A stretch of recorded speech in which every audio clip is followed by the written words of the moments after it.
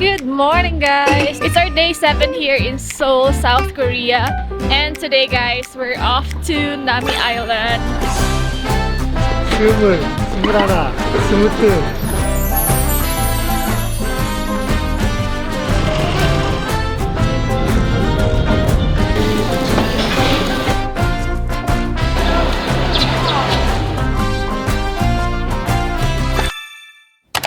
So our pickup time is at 8 a.m.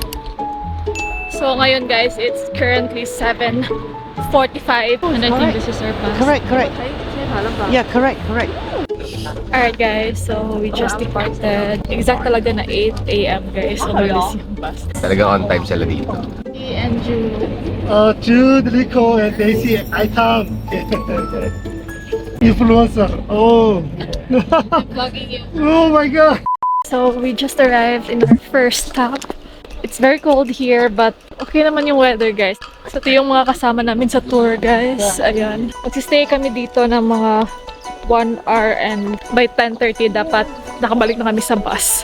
So just explore here, guys. Let's go. Guys, we're passing this bridge. Wow!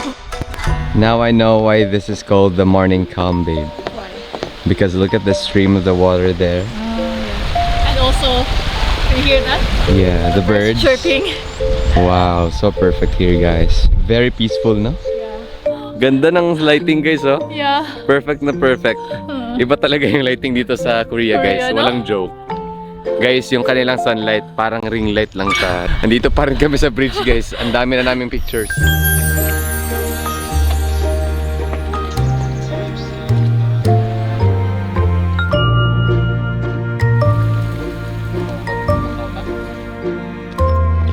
So guys, pabalik na kami sa bus and yung meet up time dun, guys, is dapat nakabalik na kami ng 10:20.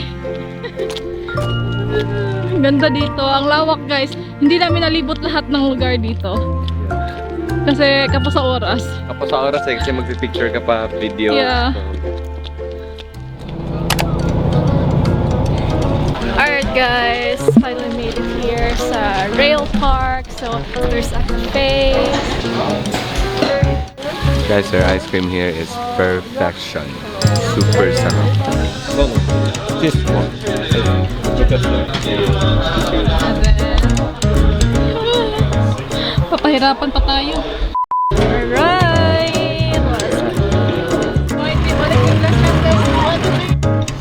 Yeah! Say hello, guys. Hello. They're from Singapore. Yeah, they're from Singapore, guys. There's a tunnel here, guys. We're gonna pass through it.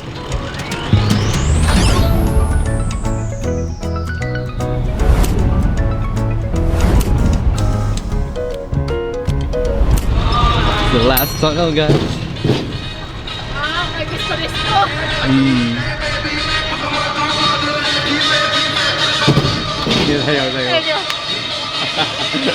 Hey. Yeah. Few inches later. Pinagpawisan ako doon. Grabe. So I believe we're now in Nango Village. So this is the rest area for the first na course, guys, which is the Jim Yogyong rail line. And then we can walk here. Look at our back. Yeah, the background is beautiful. Is this lake? Wow, guys, look at that. Cute. So this one cost 7,000 Korean won. So cold right now. Alright, guys, we're now currently the romantic train, and we have the view here, guys.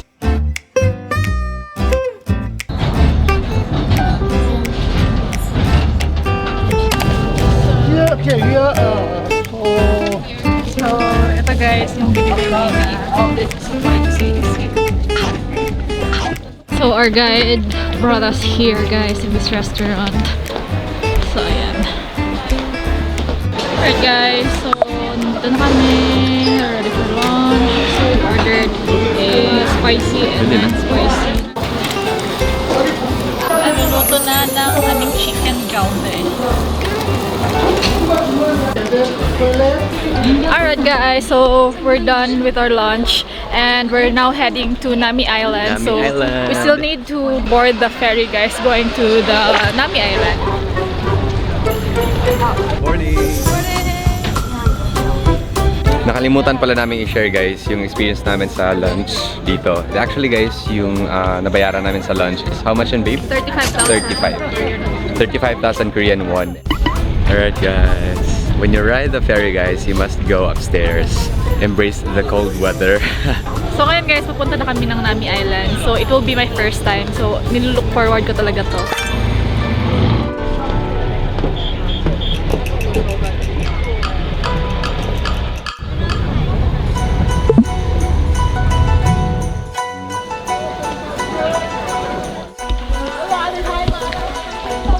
Look at this.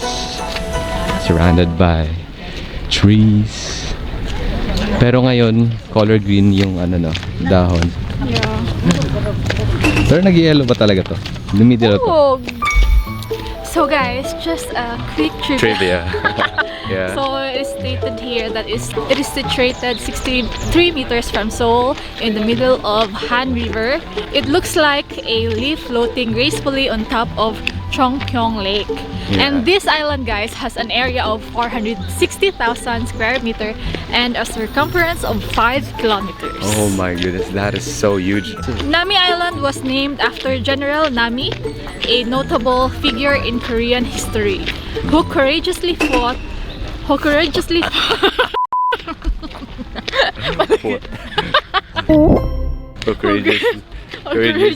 fought. In battles, but died at the age of 26. Oh, grabe ka early. 하루의 끝엔 눈마저 지고 그 길 위에 핀 다섯 번째의 계절 같은 자리에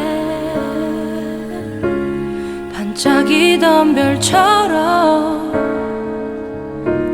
떠난 적 없는 널 이제야 알게 된 걸. Ayan guys, tapos na kami mag-picture-picture and And mag-tiktok. Ayun guys, so ito yung pang malakasang stand namin. Yes. Sinayaw namin yung trend na kanta ni Shaira guys. Silos. Nagsisilos ako. Ay, meron din pala dito Restaurant. Mga cafe, Ayan. meron din. Then may nadaanan din kami na cherry blossom kanina guys, pero hindi siya ganun ka bloom. Oo. Like full bloom talaga. Parang pa lang mga Partial lang siya na bloom. 50% ganun. Ganon, oh. Alright guys, so we're now back sa ferry. So papalik na kami guys dun sa mainland. So ayun guys, nag-enjoy naman kami. It's just like walk in the park lang siya na type of activity dito. And kung gusto niyong bumili ng mga foods, ice cream, mga ganon, Maganda yung vibes dyan pag autumn. mas maganda kasi iba yung color ng leaves. Ano talaga? Mas IG worthy siya tignan. Pero naman kami ng mga photos na magaganda. Worth it pa rin siya guys, ayos. So guys, yung nabayaran ko sa tour, sa whole tour, like the Garden of the Morning Calm, the rail bike, and also the Nami Island. So yung tatlo na guys, yung nabayaran ko sa Klook is 2,720 pesos. That's per person guys. And then, worth it naman siya guys kasi whole day tour na siya.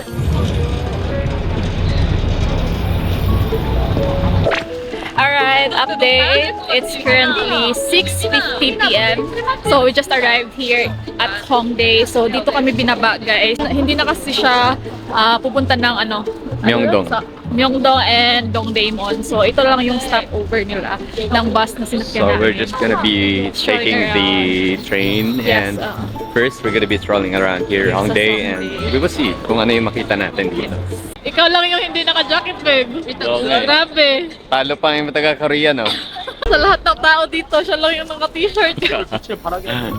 So we're still strolling here sa Hongdae, Hongdae. guys. And yung napansin namin, guys, mas cheaper yung prices here ng mga foods. Dito kayo mag-street food kung gusto yung makatipid. Kasi yung Myeongdong guys, yun talaga yung pinaka-known.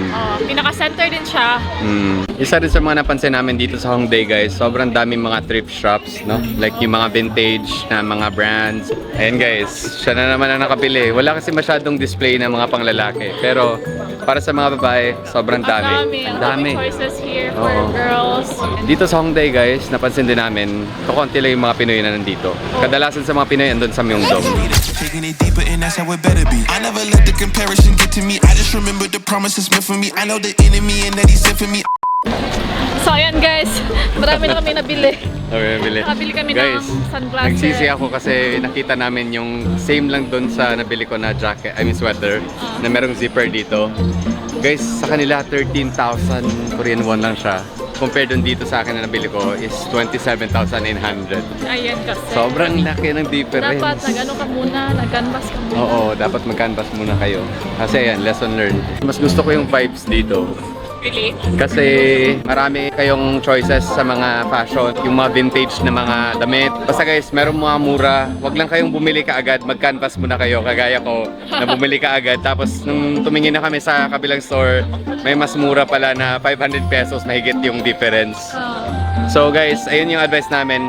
Eto, punta kayo dito, mas consider yung Hongdae, no? Kaysa sa mag-focus na kayo dun sa Myeongdong. Pwede pa kayo makapag-picture-picture dito sa background. Ayan o, ang laki guys. Tapos may paint yung kanilang ano no, yung kanilang daanan. Para siyang Disneyland or ganun. Grabe. And guys, mas lively siya dito. Mas malaki din yung daanan ng mga tao. Sa Myeongdong kasi guys, parang ang ano na, napakakitid na lang ng daan. Dito, maganda, malamig, and also maraming mga mura na pwede niyong mapagbilhan dito. May video? Dito pala kami sa west side guys. Dito naman guys, ang daming tao. So ayan na guys yung Myeongdong Gyoza. Alright, order guys. Thank you so much.